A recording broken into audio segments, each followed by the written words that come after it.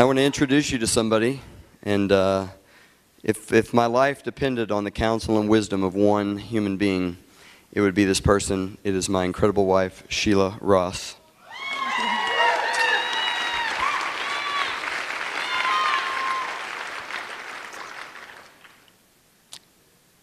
I couldn't have dreamed of a business that was this awesome. If I had to start with a blank canvas and dream up my dream life, I don't think I could have come up with WorldVentures with these kind of leaders. And the people that we've met, even if they're not in our businesses, they've become friends and family.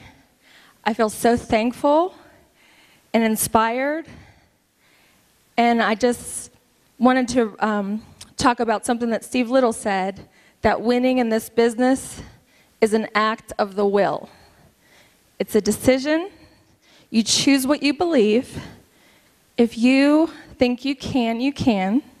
So just decide that you're going to believe that you can, and just follow the leaders and do what they say, and you'll get up here too. Thank you.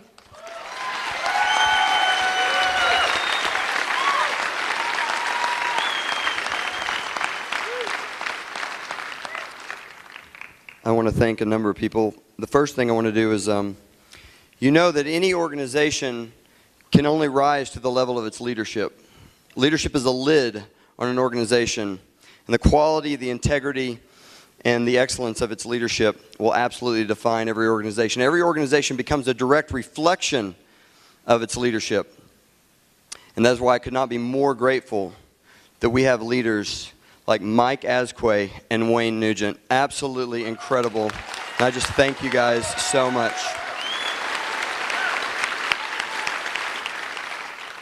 This is a team thing. Sheila and I standing here, we just have the honor and the privilege of being the physical representation of the most incredible team of all time. And I just will tell you this. I'm not a smack talker, but I will tell you this. Team Liftoff is coming, and you better watch out. All right. Lastly, I just want to say thank you to Sheila. It's always been about you. It'll always be about you. We started with just my heart and my name, and that's all I had to offer, and you still said yes. So the ends of the earth for you. I just want you to know that. All right. Let me just say one last thing, and I appreciate you guys have been patient. You know, we started on January 14th of this year, and I'd been in the software industry for 16 years, as many of you have heard my story. And Dr. Peach likes to say something. He says, would you sit in jail for a year if you knew at the end of that year you would step out of jail and they would pay for your house, they would pay for your car, they would give you $50,000 a month in residual income? Well, the funny thing for me was I had been in jail for 16 years because my life was not my own. I was time broke. I had been asking myself a very simple yet profound question for many years. That question was this: did God build Scott Ross to sell software? Is that my purpose? Is that what I was here to achieve? And the answer I knew was no, but I did not have an exit.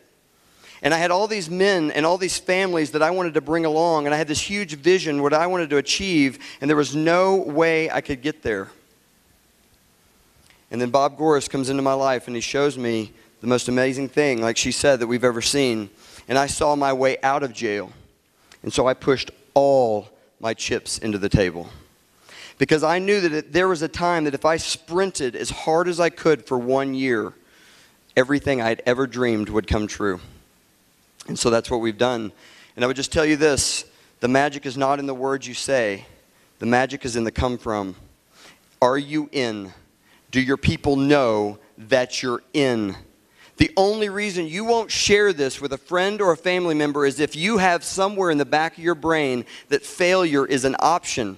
Because what you want to do is not share with them so that when you fail, you can slink back to your life and act as if the WorldVentures thing never happened. You see, if 2 years from now you are still here, if 5 years from now you are still here, your friends, your family, the world is going to know what you do. So tell them now. Put your chips in now.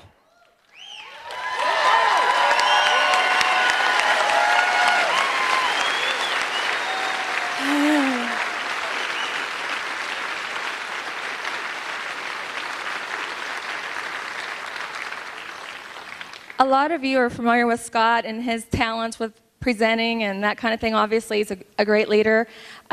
I know he compliments me a lot publicly, and I'm very flattered by that, but I don't get a chance to return the favor, so I'm taking this quick opportunity to say that he's 1,000 times more of a husband than he is a presenter, and a father, and a friend.